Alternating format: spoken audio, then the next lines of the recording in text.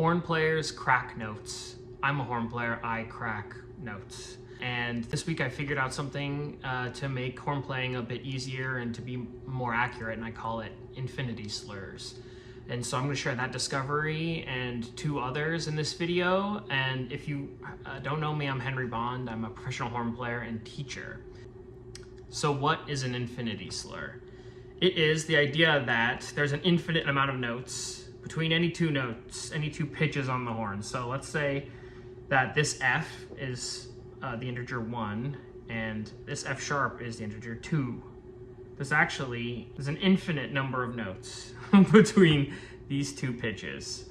And if we were to show that, it would be like 1.001 and then 1.002 and so on and so forth. And basically what I am theorizing is that the most important part of all of that infinity between these two pitches is the one closest to the pitch you're already playing. So how you leave the note you're slurring from is the most important. And so you really want to think about how you leave your first note. So let's say we're slurring an octave F.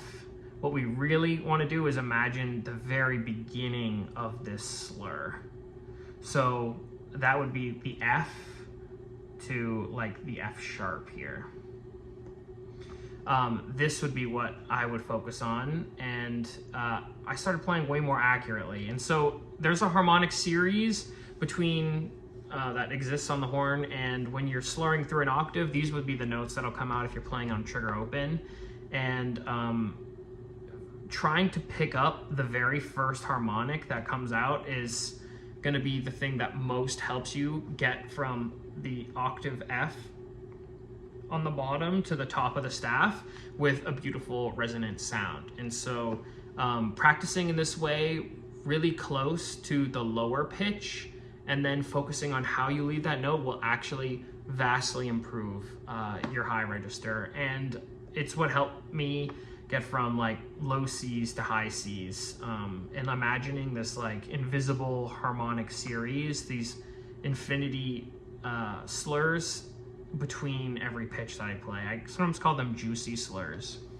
Anyways, so this is super applicable to playing like Rheingold, to anything. I was actually working on Strauss 1 with a student this week, and it's applicable to the opening of Strauss 1, but also you have this interesting passage, which is the second discovery that we made, which is I've called "No Wine Before It's Time." So if we're looking at the first line here, the measure in question is this one. The jump between the F and the low B flat, that can be really tricky.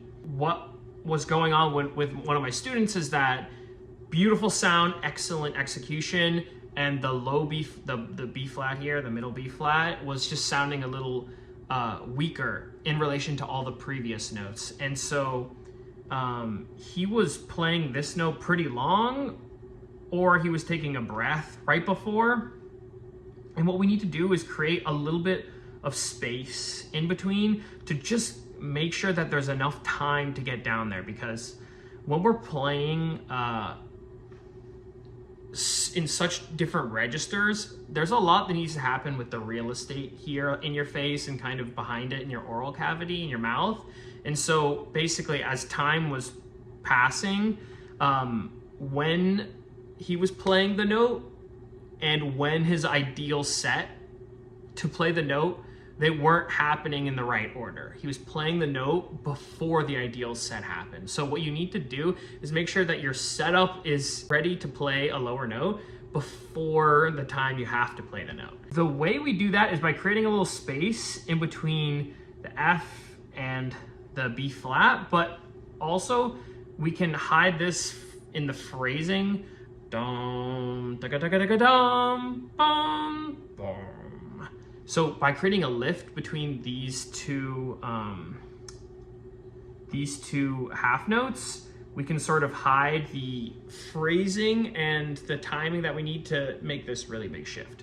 Okay, and then the third Discovery Zone I made with one of my students. So I played Lord of the Rings 2 or 3 weeks ago in the orchestra part along with the movie, and one of my students came and saw them, and so for the next lesson we played some duets of Lord of the Rings, and it was going awesome. It was super fun. Music to that is incredible. It was super fun to play, and all of a sudden it started going not great.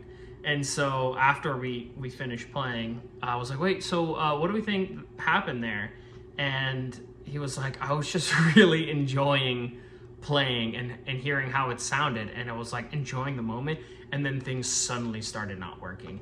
And I've totally had this experience where you are just really loving what you do. I love playing the French horn. I love being a professional musician, and I love how good all my colleagues sound and how my sound interacts with everyone else's. But when I think about it too much, things can go wrong. And so I was thinking about, why does that happen? And why did that happen for my student and not for me in this context? Because I also was enjoying how good it sounds. And I think it boils down to your brain requires it has a certain capacity in order to play. And for my student who's been playing for 2 years, and me, I've been playing for 19, it's more automatic for me to play horn. I was able to play and sort of keep that brain space open to like listen and enjoy, and then maybe adjust my intonation and all sorts of things. And it made me think about, when I'm playing in ensembles, I feel this level of relaxation when I show with my music really prepared super well. I like know the music, I know the score, I've listened to recordings, I've practiced the hardest bits. I know what tempi and all the markings say. And when I go in with all of that preparation, then more of my brain is free to enjoy the moment rather than stressing out about what I'm doing. Or if I do try to enjoy it, things don't go immediately wrong in my playing. And so I just wanted to share these 3 Discovery Zone moments with you all.